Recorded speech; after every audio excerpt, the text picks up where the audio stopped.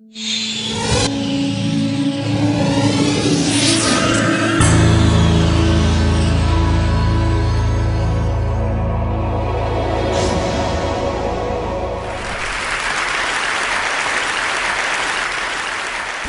do you explain when things don't go as we assume?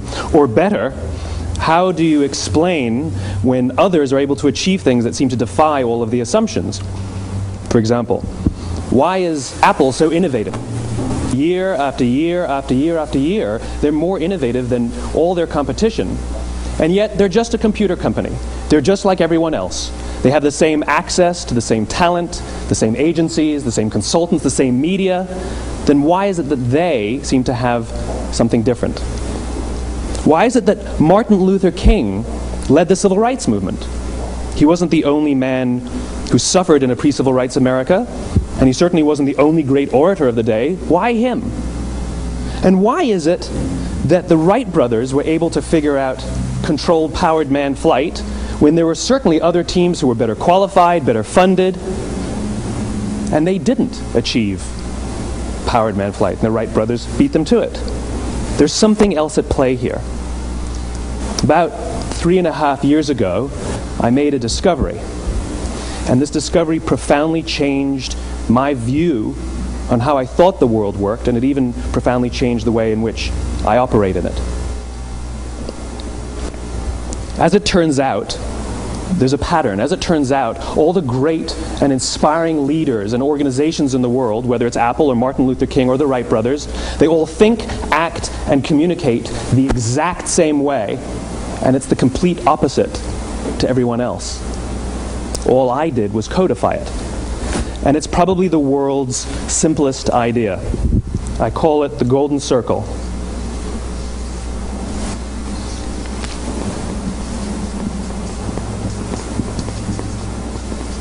Why, how, what? This little idea explains why some organizations and some leaders are able to inspire where others aren't. Let me define the terms really quickly. Every single person, every single organization on the planet knows what they do, 100%. Some know how they do it, whether you call it your differentiating value proposition or your proprietary process or your USP. But very, very few people or organizations know why they do what they do. And by why, I don't mean to make a profit. That's a result. It's always a result. By why, I mean what's your purpose? What's your cause? What's your belief? Why does your organization exist? Why do you get out of bed in the morning? And why should anyone care? Well, as a result, the way we think, the way we act, the way we communicate is from the outside in. It's obvious. We go from the clearest thing to the fuzziest thing. But the inspired leaders and the inspired organizations, regardless of their size, regardless of their industry, all think, act, and communicate from the inside out. Let me give you an example. I use Apple because they're easy to understand and everybody gets it. If Apple were like everyone else, a marketing message from them might sound like this: we make great computers. They're beautifully designed, simple to use, and user-friendly. Want to buy one? Meh. And that's how most of us communicate. That's how most marketing is done, that's how most sales is done, and that's how most of us communicate interpersonally. We say what we do, we say how we're different or how we're better, and we expect some sort of behavior, a purchase, a vote, something like that. Here's our new law firm. We have the best lawyers with the biggest clients. We have, we always perform for our clients, do business with us. Here's our new car. It gets great gas mileage. It has, leather seats. Buy our car. But it's uninspiring. Here's how Apple actually communicates. Everything we do, we believe in challenging the status quo. We believe in thinking differently. The way we challenge the status quo is by making our products beautifully designed, simple to use, and user-friendly. We just happen to make great computers. Want to buy one? Totally different, right? You ready to buy a computer from me? All I did was reverse the order of the information. What it proves to us is that people don't buy what you do, people buy why you do it. People don't buy what you do, they buy why you do it. This explains why every single person in this room is perfectly comfortable buying a computer from Apple. But we're also perfectly comfortable buying an MP3 player from Apple, or a phone from Apple, or a DVR from Apple. But as I said before, Apple's just a computer company. There's nothing that distinguishes them structurally from any of their competitors. Their competitors are all equally qualified to make all of these products. In fact, they tried. A few years ago, Gateway came out with flat-screen TVs. They're eminently qualified to make flat-screen TVs. They've been making flat-screen monitors for years. Nobody bought one. And Dell came out with MP3 players and PDAs. And they make great quality products, and they can make perfectly well-designed products, and nobody bought one. In fact, talking about it now, we can't even imagine buying an MP3 player from Dell. Why would you buy an MP3 player from a computer company? But we do it every day. People don't buy what you do, they buy why you do it. The goal is not to do business with everybody who needs what you have. The goal is to do business with people who believe what you believe. Here's the best part. None of what I'm telling you is my opinion. It's all grounded in the tenets of biology, not psychology, biology. If you look at a cross-section of the human brain, looking from the top down, what you see is the human brain is actually broken into three major components that correlate perfectly with the golden circle. Our newest brain, our Homo sapien brain, our neocortex, corresponds with the what level. The neocortex is responsible for all of our rational and analytical thought and language. The middle two sections make up our limbic brains, and our limbic brains are responsible for all of our feelings, like trust and loyalty. It's also responsible for all human behavior, all decision-making, and it has no capacity for language. In other words, when we communicate from the outside in, yes, people can understand vast amounts of complicated information like features and benefits and facts and figures. It just doesn't drive behavior. When we communicate from the inside out, we're talking directly to the part of the brain that controls behavior, and then we allow people to rationalize it with the tangible things we say and do. This is where gut decisions come from. You know, sometimes you can give somebody all the facts and your figures and they say, I know what all the facts and details say, but it just doesn't feel right. Why would we use that verb? It doesn't feel right. Because the part of the brain that controls decision-making doesn't control language. And the best we can muster up is, I don't know, it just doesn't feel right. Or sometimes you say you're leading with your heart or you're leading with your soul. Well, I hate to break it to you, those aren't other body parts controlling your behavior. It's all happening here in your limbic brain, the part of the brain that controls decision-making and not language. But if you don't know why you do what you do, and people respond to why you do what you do, then how will you ever get people to vote for you or buy something from you, or more importantly, be loyal and want to be a part of what it is that you do? Again, the goal is not just to sell people who need what you have. The goal is to sell to people who believe what you believe. The goal is not just to hire people who need a job. It's to hire people who believe what you believe. I always say that, you know, there's if you hire people just because they can do a job, they'll work for your money. But if you hire people who believe what you believe, they work for you with blood and sweat and tears. And nowhere else is there a better example of this than with the Wright brothers. Most people don't know about Samuel Pierpont Langley. And back in the early 20th century, the pursuit of powered man flight was like the dot-com of the day. Everybody was trying it. And Samuel Pierpont Langley had what we assume to be the recipe for success. I mean, even now you ask people, why did your product or why did your company fail? And people always give you the same permutation of the same three things. Undercapitalized, the wrong people, bad market conditions. It's always the same three things. So let's explore that. Samuel Pierpont Langley was given $50,000 by the War Department to figure out this flying machine. Money was no problem. He held a seat at Harvard and worked at the Smithsonian and was extremely well connected. He knew all the big minds of the day. He hired the best minds money could find, and the market conditions were fantastic. The New York Times followed him around everywhere, and everyone was rooting for Langley. And how come we've never heard of Samuel Pierpont Langley? A few hundred miles away in Dayton, Ohio, Orville and Wilbur Wright.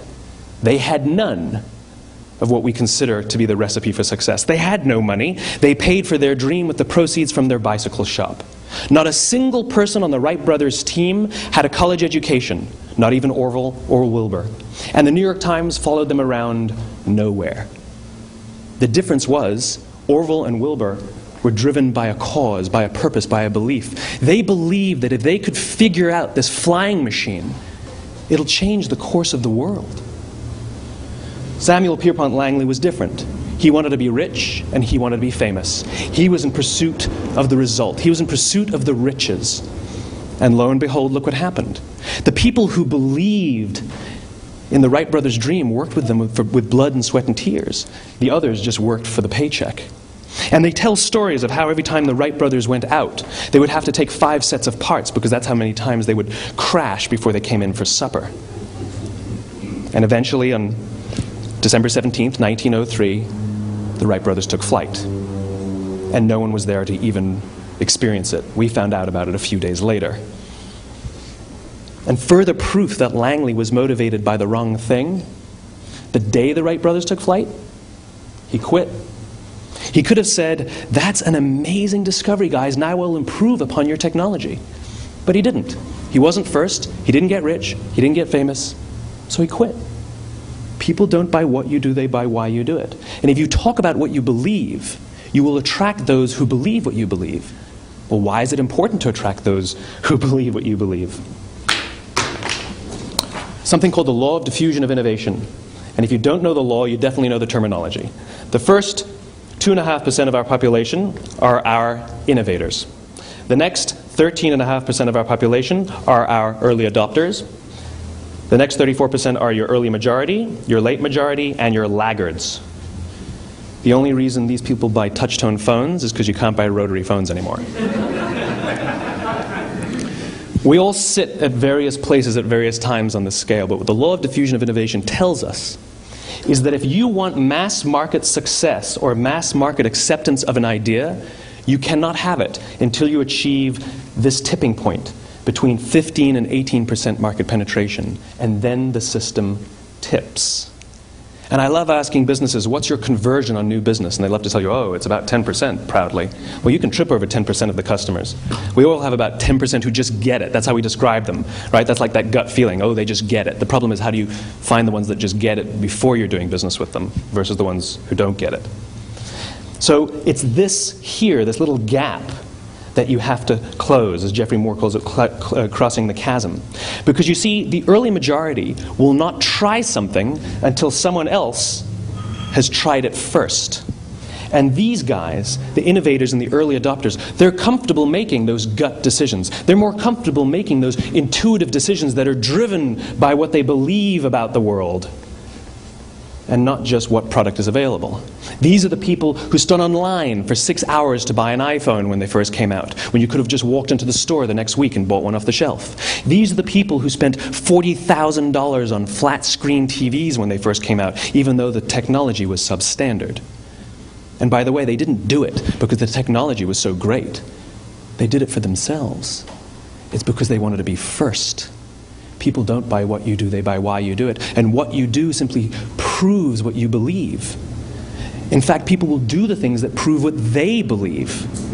The reason that person bought the iPhone in the first 6 hours, or stood in line for 6 hours, was because of what they believed about the world and how they wanted everybody to see them. They were first. People don't buy what you do, they buy why you do it. So let me give you a famous example, a famous failure and a famous success of the law of diffusion of innovation. First, the famous failure. It's a commercial example. As we said before a second ago, the recipe for success is money and the right people and the right marketing conditions, right? You should have success then. Look at TiVo. From the time TiVo came out about 8 or 9 years ago to this current day, they are the single highest quality product on the market. Hands down, there is no dispute. They were extremely well funded. Market conditions were fantastic. I mean, we use TiVo as a verb. I TiVo stuff on my piece of junk Time Warner DVR all the time. But TiVo is a commercial failure. They've never made money. And when they went IPO, their stock was at about $30 or $40 and then plummeted, and it's never traded above 10. In fact, I don't think it's even traded above 6, except for a couple of little spikes. Because you see, when TiVo launched their product, they told us all what they had. They said, we have a product that pauses live TV, skips commercials, rewinds live TV, and memorizes your viewing habits without you even asking. And the cynical majority said, we don't believe you, we don't need it, we don't like it, you're scaring us.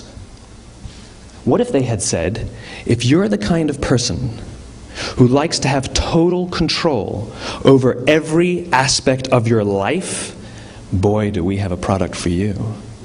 It pauses live TV, skips commercials, memorizes your viewing habits, etc., etc. People don't buy what you do, they buy why you do it, and what you do simply serves as the proof of what you believe.